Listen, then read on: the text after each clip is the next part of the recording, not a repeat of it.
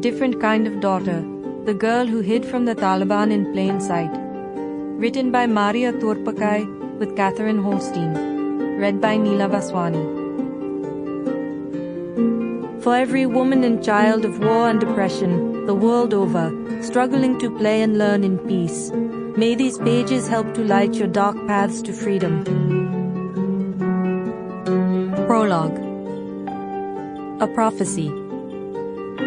They send girls like me to the crazy house, or simply stone us to death. Lucky girls might get married off to a rival clan in the hope of tainting the tribe's blood. I am the product of one of those punitive tribal marriages. In a sentence meant to damn them both, my maverick mother married my renegade father, having never laid eyes on him until their wedding.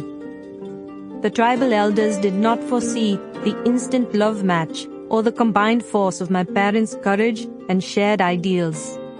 They certainly did not foresee me. And they could not stop our brazen family of Pashtun rebels from multiplying. Even among my own, I was considered a different kind of daughter. I hated dolls, was miserable wearing fancy dresses, and rejected anything remotely feminine. My ambition would never come to life in a kitchen or flourish within the four walls of our home. Just to stay sane, I needed to be outside, under the open sky and running free, the very thing that tribal law forbade. When I was still very little, my father borrowed an old Zenith television set and VCR and came home from the local bazaar with a used video about the hunting tactics of lions. Buried in that video, as in everything my father showed us, whether on television screens or in old books, was a life lesson that we had to search to find.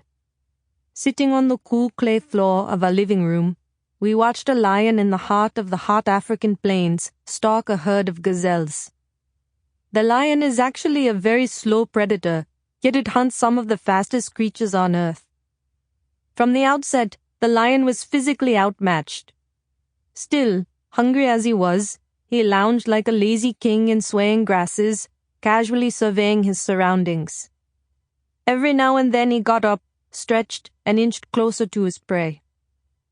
As the gazelles looked over, he simply stared back with a devil-may-care attitude, betraying nothing of his intent.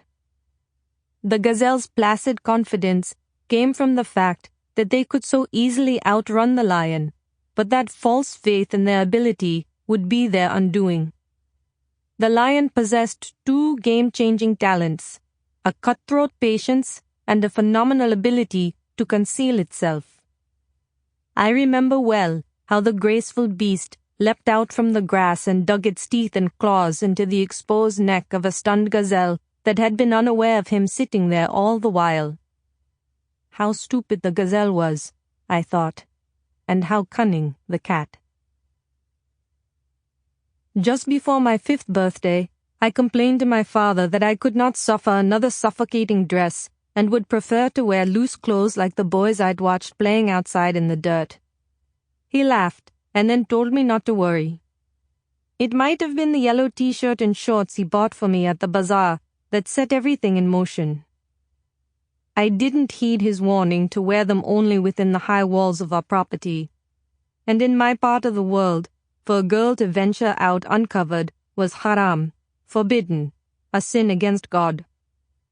On the day I wore my yellow outfit, the panorama of peaks and valleys past our front iron gates lured me.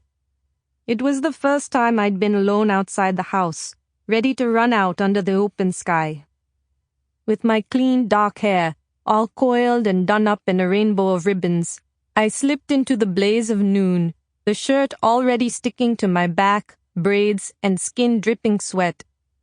The sun heating my limbs, I stopped a moment in the courtyard, held out my arms, and experienced a great rush of freedom. I looked down at my legs, seeing the smooth landscape of my own limber form, so often concealed and already going pink. Then I pulled back the latch, pushed open the heavy gate, and bolted.